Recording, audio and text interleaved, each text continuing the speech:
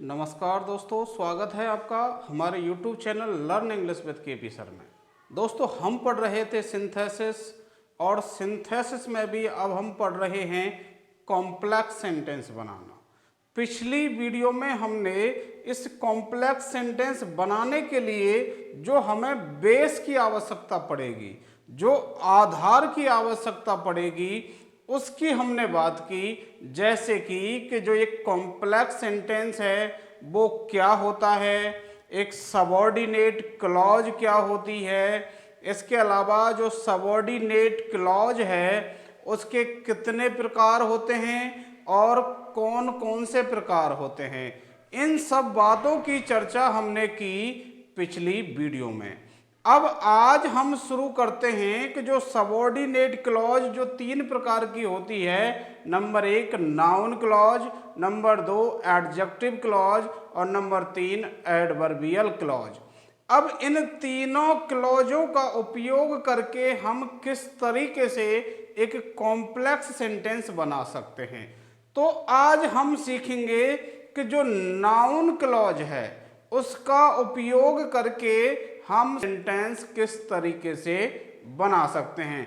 पिछली वीडियो में साथियों मैंने आपको अच्छी तरह समझाया था कि जो एक नाउन क्लॉज है वो क्या होती है, एडजेक्टिव क्लॉज क्या होती है, एडवर्ब क्लॉज क्या होती है। आज हम डायरेक्ट बात करते हैं। यदि किसी साथी ने उस पिछली वीडियो को नहीं देखा है तो मैं आपसे कहना चाहता हूं कि आप पहले एक बार वो वीडियो देखिए, उसके बाद आप ये वीडियो देखिए, तभी आपके ये जो टॉपिक है वो अच्छे से समझ में आएगा। आज अब बनाना सीखते हैं कॉम्प्लेक्स सेंटेंस, किससे? नाउन क्लॉज से। तो साथियों, अब हम जब नाउन क्लॉज से कॉम्प्लेक्स सेंटेंस बनाएंगे तो उससे पहले हमें एक चीज की और आवश्यकता पड़ेगी। वो क्या चीज है कि हमें ये देखना पड़ेगा कि जो नाउन क्लॉज है उसके फंक्शंस यानी कि कार्य क्या क्या होते हैं, यानी एक नाउन क्लॉज क्या क्या काम करती है, उनको हमें जानना पड़ेगा। तो साथियों, सबसे पहले हम इसी बात को जानते हैं कि एक नाउन क्लॉज क्या क्या काम कर सकती है, यानी शब्दों का ऐसा समूह जो नाउन की तरह काम कर रहा है। अब वो कौन कौन से काम यहाँ पर परफॉर्म कर सकता है, तो देखिए सबसे पहला उसका जो काम होता है सब्जेक्ट ऑफ वर्ब, यानी एक नाउन जो होता है उसका काम क्या हो सकता है, सब्जेक्ट ऑफ वर्ब, यानी वर्ब का सब्जेक्ट बनने का। यानी एक नाउन क्लॉज का काम, यानी एक शब्दों का समूह जो नाउन वाले कार्य कर रहा है वो क्या बन सकता है, आपका वर्ब का सब्जेक्ट बन सकता है। अब अगला इसका काम नाउन क्लॉज का वो क्या है, ऑब्जेक्ट ऑफ वर्ब, यानी क्या बन सकता है, वर्ब का ऑब्जेक्ट बन सकता है। दो काम ये कर लेगा साहब। तीसरा काम क्या कर सकता है, कॉम्प्लीमेंट ऑफ सब्जेक्ट, सब्जेक्ट का कॉम्प्लीमेंट बनने का काम कर सकता है। अब ये क्या होता है कॉम्प्लीमेंट, अभी हम इसकी चर्चा करेंगे। और क्या काम कर सकता है, ऑब्जेक्ट ऑफ प्रीपोजिशन, यानी एक जो प्रीपोजिशन होता है उसका ऑब्जेक्ट भी कौन बन सकता है, नाउन या नाउन क्लॉज। इसके अलावा केस इन अपोजिशन, अब एक केस इन अपोजिशन भी कौन बन सकता है, नाउन क्लॉज आपका केस इन अपोजिशन भी बन सकता है। केस इन अपोजिशन का मतलब साथियों, जो हम सिंपल सेंटेंस बनाना सीख रहे थे उस समय भी मैंने आपको खूब बताया था कि केस इन अपोजिशन क्या होता है, वो नाउन केस इन अपोजिशन या फिर फ्रेज केस इन अपोजिशन। तो ये क्या होता है अभी इसकी भी हम चर्चा कर लेंगे। तो अब हम इनके जो ये काम हैं उनके अनुसार हमको करना क्या है, दो सेंटेंस आपको दिए जाएंगे, उनको जोड़ करके आपको क्या बनाना है, एक कॉम्प्लेक्स सेंटेंस बनाना है। अब कॉम्प्लेक्स सेंटेंस बनाते कैसे हैं कि आपको क्या करना है, एक क्लॉज को सबऑर्डिनेट क्लॉज बना देना है। अब सबऑर्डिनेट क्लॉज कब बनेगी? जब उसमें आप किसी सबऑर्डिनेटिव कंजंक्शन का उपयोग कर लेंगे। किसका उपयोग कर लेंगे? सबऑर्डिनेटिव कंजंक्शन का, या फिर आप रिलेटिव प्रोनाउन या रिलेटिव एडवर्ब का उपयोग कर लेंगे। तो जो वो आपकी क्लॉज है, वो शब्दों का समूह है, वो आपका क्या बन जाएगा? सबऑर्डिनेटिव क्लॉज बन जाएगा। अब हमने इतनी बात जानी कि हमको क्या करना है, एक सेंटेंस को क्या कर देना है? सबऑर्डिनेट क्लॉज बना देना है। आपको दो सेंटेंस दिए जाएंगे, उनमें से एक सेंटेंस जो होगा वह अपने क्लियर अर्थ के लिए, कंप्लीट अर्थ के लिए किसी दूसरे सेंटेंस पर निर्भर होगा। उसको आप क्या करो, किसी सबऑर्डिनेटिव कंजंक्शन या आप रिलेटिव एडवर्ब या रिलेटिव प्रोनाउन इनमें से किसी से भी आप उसको रेस्ट्रिक्टिव सेंस में जोड़ दें तो वो जो क्लॉज है आपकी, वो क्लॉज कैसी बन जाएगी? Subordinate clause. अब साथियों एक बार दोबारा रिपीट कर रहा हूं कि हमको बनाना है कॉम्प्लेक्स सेंटेंस। कॉम्प्लेक्स सेंटेंस कब बनेगा? जब आप एक सेंटेंस को, यानी आपको दो या दो से अधिक सेंटेंस दिए गए, उनको जोड़ करके आपको कॉम्प्लेक्स सेंटेंस बनाना है। अब आप क्या करेंगे, किसी एक या एक से अधिक सेंटेंसेज को क्या बना देंगे? आप सबऑर्डिनेट क्लॉज बना देंगे।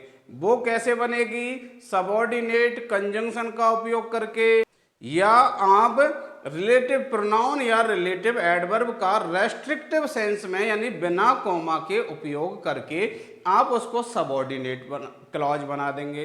अब सबऑर्डिनेट क्लॉज भी तीन प्रकार की होती है, नाउन क्लॉज और एडजेक्टिव क्लॉज और एडवर्बियल क्लॉज। अब आज हम बनाना सीख रहे हैं क्या? नाउन क्लॉज से कॉम्प्लेक्स सेंटेंस बनाना। नाउन क्लॉज के ये 5 तरह के काम हैं, यानी उस क्लॉज को आप सबऑर्डिनेट क्लॉज बना दीजिए और उनसे इन 5 कामों में से कोई सा भी एक काम करवा दीजिए। आपका जो सेंटेंस है वो क्या बन जाएगा? कॉम्प्लेक्स बन जाएगा। अब देखते हैं कैसे बनाते हैं, उदाहरणों से समझते हैं। देखिए पहला सेंटेंस है, सी कम्स लेट। वह लेट आती है। It is very bad.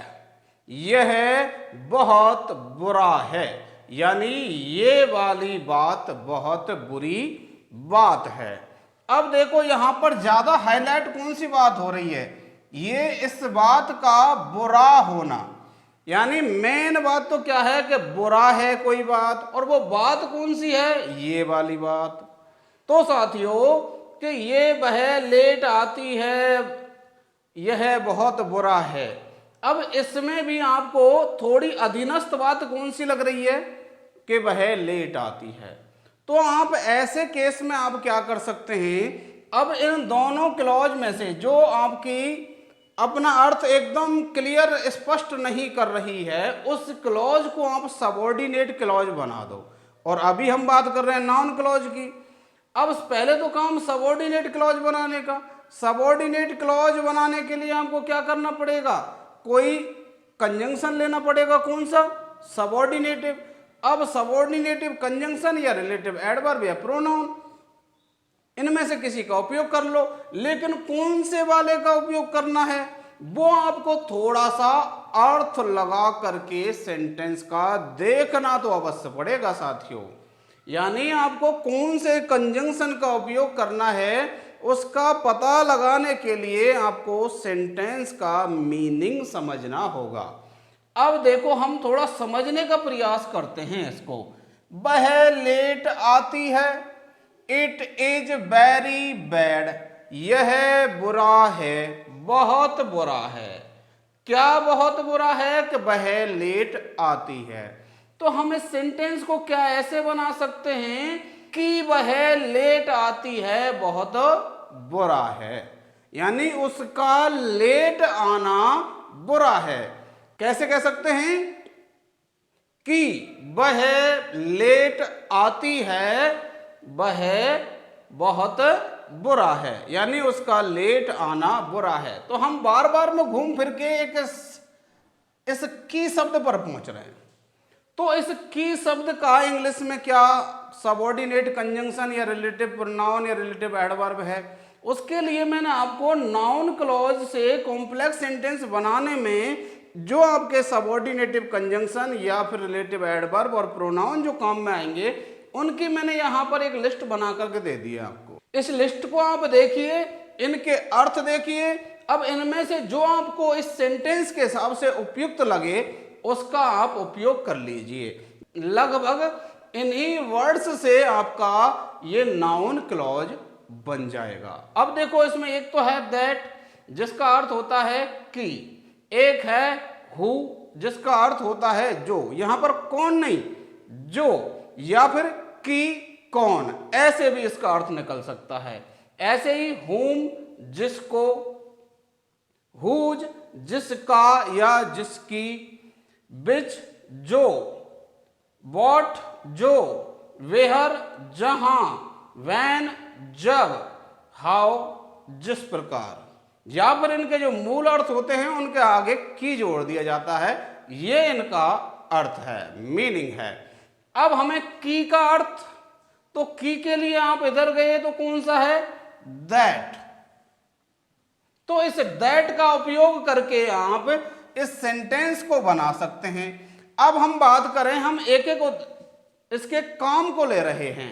पहले हम क्या बनाने का प्रयास कर रहे हैं, सब्जेक्ट ऑफ वर्ब। अब सब्जेक्ट ऑफ वर्ब क्या होता है, आप देखते हैं कोई भी सेंटेंस होता है उसमें सब्जेक्ट होता है, वर्ब होता है और उसके बाद उस सेंटेंस का रेस्ट ऑफ पार्ट होता है। तो जो वर्ब से पहले लगता है वो क्या होता है, सब्जेक्ट होता है। तो अब आपको क्या करना है, ये जो आप इस क्लॉज को सबऑर्डिनेट क्लॉज जो बना रहे हैं इसको आपको क्या करना है, वर्ब से पहले लिख देना है। अब ये जो इट ये जो आया है वो तो इसी के लिए आया है। अब जब ये सब्जेक्ट बन जाएगा तो ये इट हट जाएगा। तो आप इस सेंटेंस को कैसे बना सकते हैं, दैट सी कम्स,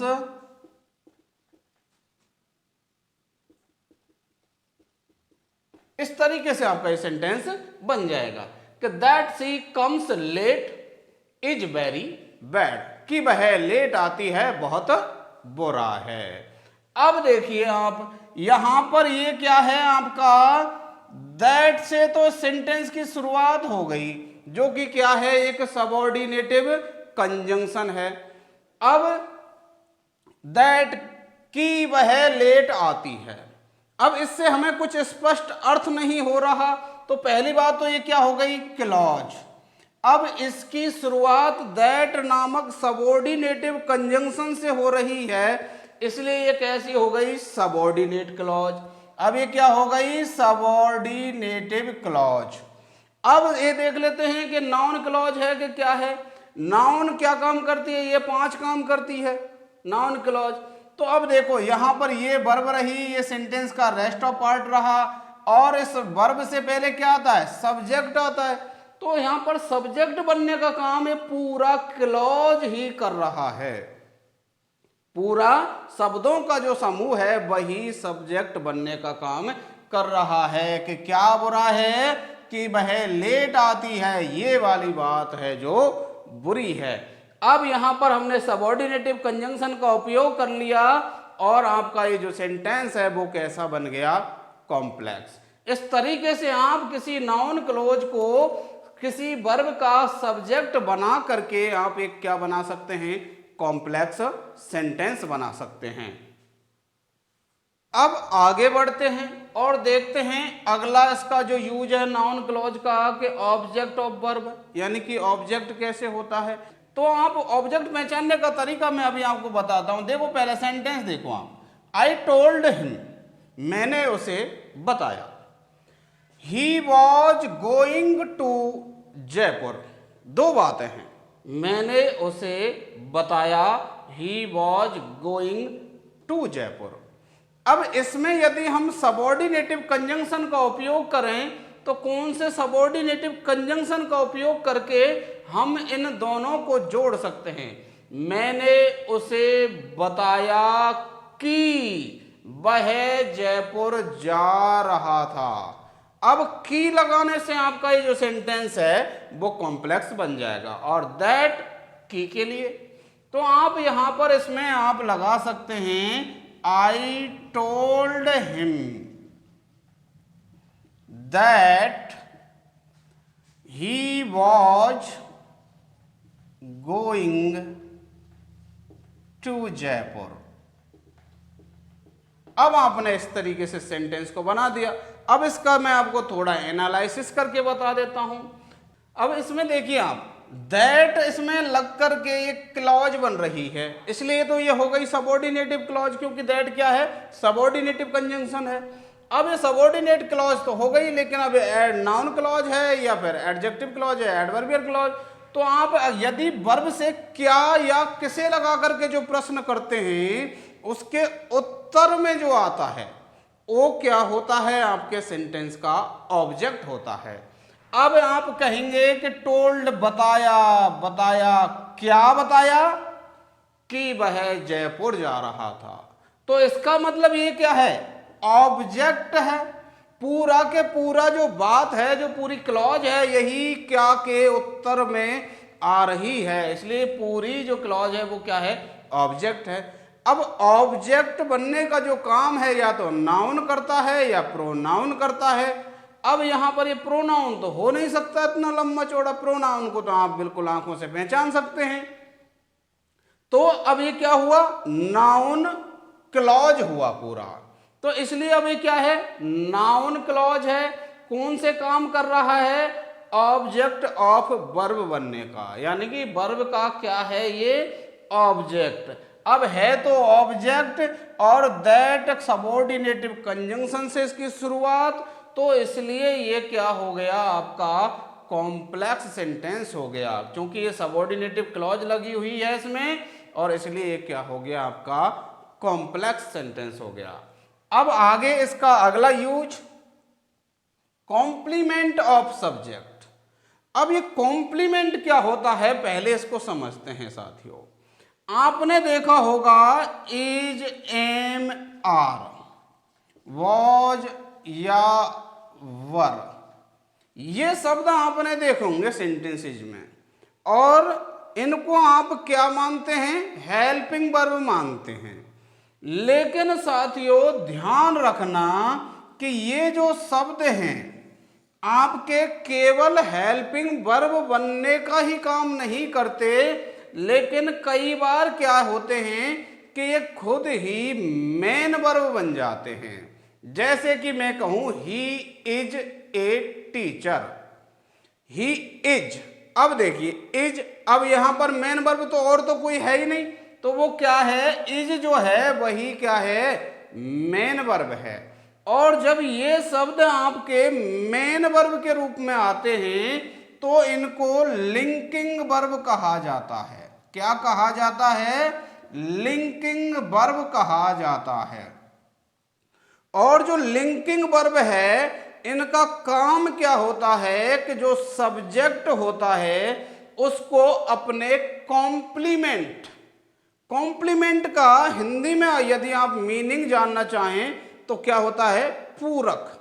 तो ये जो लिंकिंग वर्ब है वह अपने सब्जेक्ट को अपने कॉम्प्लीमेंट से जोड़ने का काम करती है। यानी यदि मेन वर्ब के रूप में इनमें से कोई वर्ब है और उसके बाद में यदि कोई शब्द या शब्दों का समूह दे रखा है तो वो आपका क्या होगा, कॉम्प्लीमेंट होगा। तो आप किसी नाउन क्लॉज को किसी वर्ब का कॉम्प्लीमेंट बना करके भी एक कॉम्प्लेक्स सेंटेंस बना सकते हैं। अब देखते हैं बना करके कि किस तरीके से हम ये सेंटेंस बना सकते हैं कॉम्प्लीमेंट के माध्यम से। अब देखो ये सेंटेंस कह रहा है कि यू बीट हर डेली, तुम उसे रोजाना पीटते हो। दिस इज द फैक्ट, यह तथ्य है, यानी ये बात है कि तुम उसे रोजाना पीटते हो। तो अब आप इसको ऐसे, जैसे ये इसमें वर्ब दे रखी है इज, यदि आप इसको मेन वर्ब बना करके काम में ले लें और ये जो आपकी क्लॉज है इसको आप सबऑर्डिनेटिव क्लॉज बना दें और सबऑर्डिनेटिव क्लॉज में भी आप नाउन क्लॉज बना दें, तो आपका ये जो सेंटेंस है आपका वो क्या बन जाएगा, कॉम्प्लेक्स सेंटेंस बन जाएगा। तो अब हम इनको दोनों बातों को पहले हिंदी में सोच करके जोड़ते हैं कि you beat her daily, this is the fact. क्या हम इस बात को ऐसे लिख सकते हैं कि द फैक्ट इज, यानी कि तथ्य यह है कि तुम उसे रोजाना पीटते हो, बात यह है कि तुम उसे रोजाना पीटते हो। तो वही की वाला सेंस, और की के लिए हम देख चुके हैं कि क्या है, दैट। तो आप लिखेंगे इसको the fact is, the fact is. अब उसके बाद ये जो आपकी क्लॉज है इसको आप क्या बना दीजिए, सबऑर्डिनेट क्लॉज, क्योंकि इसमें की वाला सेंस आ रहा है इसलिए हमने क्या काम में ले लिया, दैट काम में ले लिया। The fact is that you beat her daily, you beat her daily, the fact is that you beat her daily. अब यहां पर दैट से शुरू हो रही है क्लॉज, सबऑर्डिनेटिव क्लॉज हो गई। अब देख लेते हैं यहां पर इसमें मेन वर्ब कौन सी है, इज, तो मतलब क्या है, ये इज लिंकिंग वर्ब है। अब लिंकिंग वर्ब है तो वो अपने इस सब्जेक्ट को किससे जोड़ेगी, कॉम्प्लीमेंट से जोड़ेगी, अपने पूरक से जोड़ेगी, इसलिए यहां पर ये क्या है, कॉम्प्लीमेंट है। अब कॉम्प्लीमेंट है और कॉम्प्लीमेंट बनने का काम कौन करता है, नाउन करता है। अब नाउन करता है यानी कि ये नाउन का काम कर रही है, पूरा जो शब्दों का समूह है नाउन का काम कर रहा है, इसलिए अब ये क्या हो गई, नाउन क्लॉज। अब चूंकि ये सबऑर्डिनेटिव नाउन क्लॉज थी, इससे सेंटेंस हमारा बना है, इसलिए ये सेंटेंस कैसा बन गया आपका, कॉम्प्लेक्स। इस तरीके से आप किसी क्लॉज को किसी सब्जेक्ट का कॉम्प्लीमेंट बना करके भी आप एक कॉम्प्लेक्स सेंटेंस बना सकते हैं। अब आगे देखते हैं, we should believe in it, हमें इसमें विश्वास करना चाहिए। अवर पेरेंट्स से, हमारे माता पिता कहते हैं। दो बातें हैं। अब यदि हम इन दोनों बातों को हिंदी में जोड़ने का प्रयास करें तो आप देखिए कि हमें विश्वास करना चाहिए जो हमारे माता पिता कहते हैं उसमें, यानी कि हमें हमारे माता पिता जो कहते हैं उसमें विश्वास करना चाहिए। जो हमारे माता पिता कहते हैं, जो अब जो का सेंस देने के लिए आप इधर गए तो हु, लेकिन ये तो आता है आपके सजीव चीजों के लिए, यानी किसी व्यक्ति को बताना हो कि वो जो ऐसे, और आपके है विच, ये आता है कोई निर्जीव चीज को इंडिकेट करने के लिए, और एक और आपका जो है वो क्या है, व्हाट। अब ये जो व्हाट वाला जो है ये आपका किसी बात को इंडिकेट करने के लिए कौन सा आता है काम में, व्हाट आता है। तो आप इसको बना सकते हैं कि we should,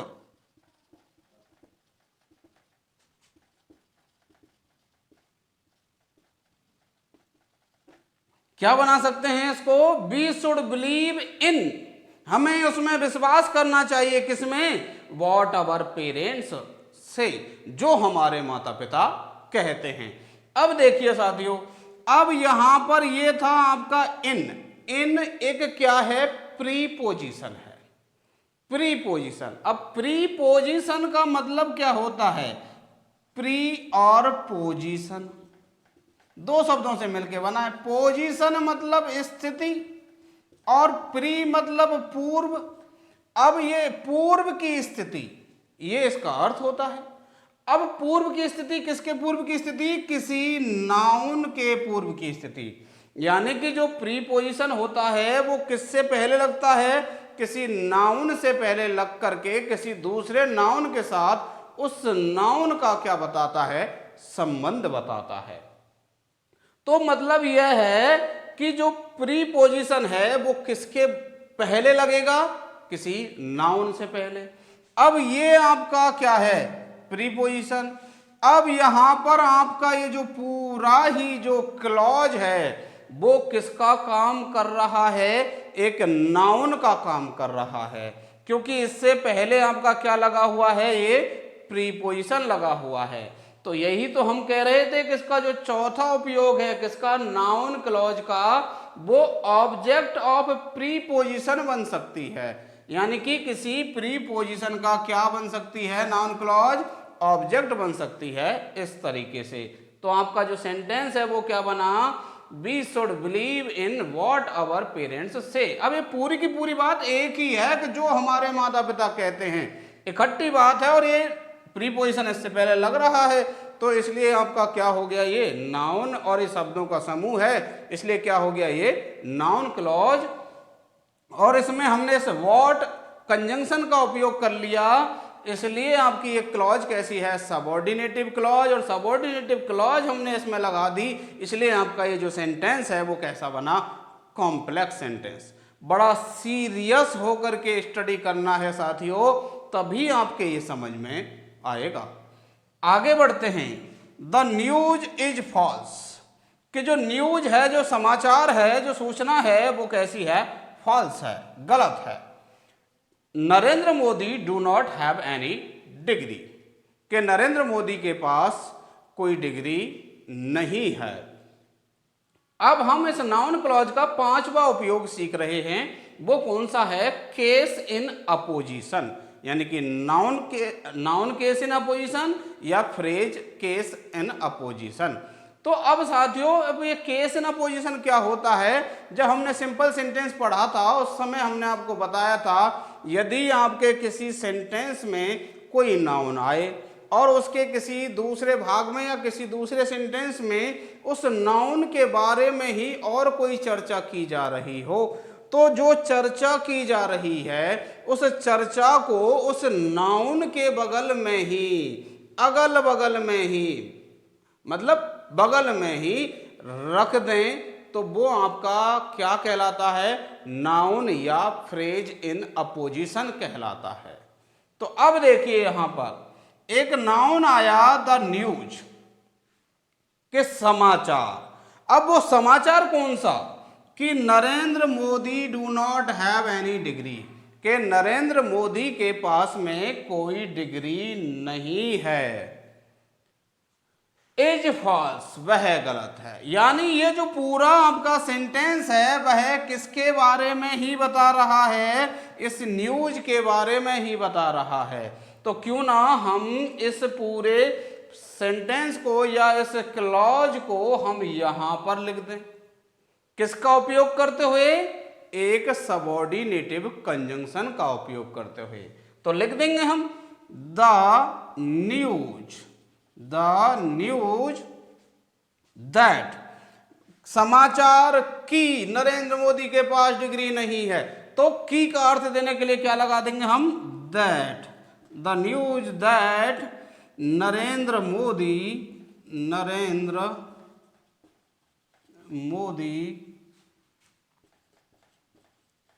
do not have any degree.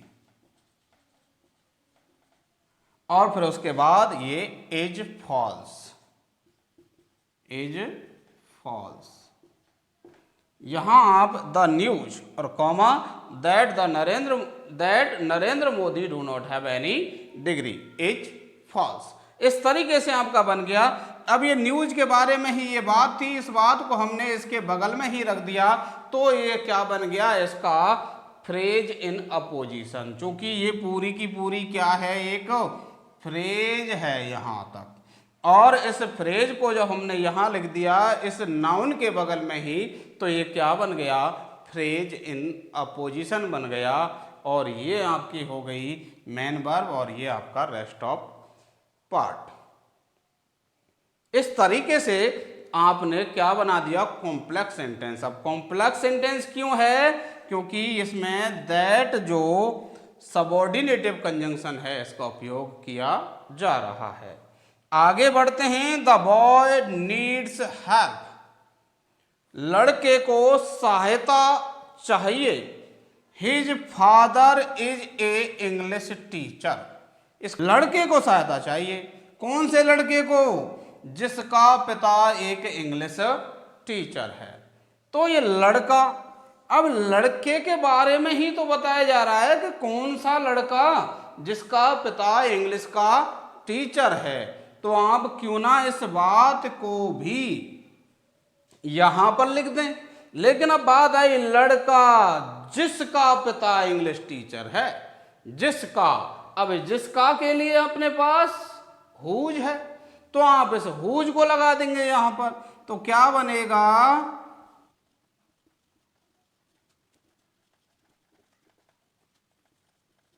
तो आपका क्या बना, the boy whose father is a English teacher needs help. आपने इसको क्या बना दिया, फ्रेज इन अपोजिशन बना दिया। ये आपका whose father is a English teacher, ये आपकी क्या है, पूरी फ्रेज है और किस में आ रही है, अपोजिशन में। इसलिए ये आपका नाउन क्लॉज बन गया, क्योंकि फ्रेज इन अपोजिशन या क्लॉज इन अपोजिशन बनने का काम कौन करता है, नाउन क्लॉज। अब ये फ्रेज इन अपोजिशन का काम कर रही है, इसलिए नाउन क्लॉज।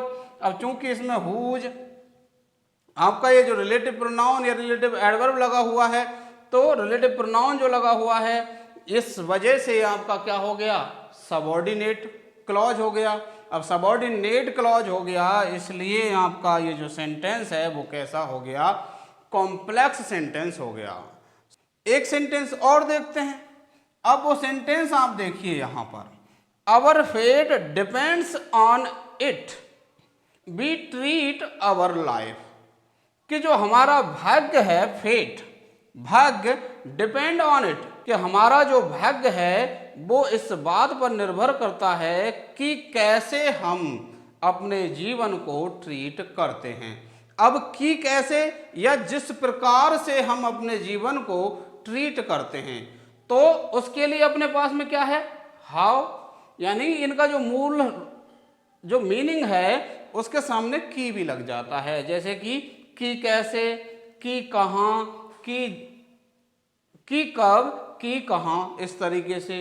तो आपका यहाँ पर हाउ यानी जिस प्रकार या कि कैसे, तो ये जो हाउ है आपका इस सेंस में काम आ जाएगा। तो आप इसको ऐसे बना सकते हैं कि our fate depends on it. अब इट, ये जो इट है आपका, ये तो इसी के लिए आया है ना पूरा का पूरा ही, ये जो पूरी बात है उसी के लिए तो यहाँ पर इट है। ये इट भी यही बात बता रहा है कि इस पर निर्भर करता है। अब जब हम उस पूरी बात को ही बता रहे हैं कि किस पर निर्भर करता है, तो यहाँ पर ये जो इट है ये तो आपका हट जाएगा। तो our fate depends on how we treat our life, how we treat our life. तो इस तरीके से आपका ये हाउ आपने लगा दिया, सबऑर्डिनेटिव क्लॉज बन गई। अब सबऑर्डिनेटिव क्लॉज बन गई तो सेंटेंस आपका कैसा बन गया, कॉम्प्लेक्स सेंटेंस बन गया। आशा करता हूं साथियों आपको ये जो नाउन क्लॉज से कॉम्प्लेक्स सेंटेंस बनाना है वो अच्छी तरह आ गया होगा। यदि आपको ये जो वीडियो है वह पसंद आई है तो इस वीडियो को लाइक कर दीजिए, ताकि हमको इसी तरह की वीडियो बनाने के लिए मोटिवेशन मिलता रहे। तो साथियों लाइक अवश्य कर देना, ताकि हमें मोटिवेशन मिलता रहे और हम इसी प्रकार जो मेहनत कर कर के आपके लिए ये जो वीडियोज पहुंचा रहे हैं उनका आप लाभ लेते रहें। और इस वीडियो को आपके अन्य साथियों तक भी शेयर कर दीजिए, ताकि वो भी इसका लाभ ले सकें। और यदि आप चैनल पर नए हैं तो इस चैनल को सब्सक्राइब करके बेल आइकन को प्रेस अवश्य कर लीजिए, ताकि जो हमारी वीडियोज हैं उनका नोटिफिकेशन आपको समय पर मिल सके। मिलते हैं इसी के अगले पार्ट में, जिसमें हम सीखेंगे कि एडजेक्टिव क्लॉज का उपयोग करके एक कॉम्प्लेक्स सेंटेंस कैसे बनाया जाता है। तब तक के लिए धन्यवाद।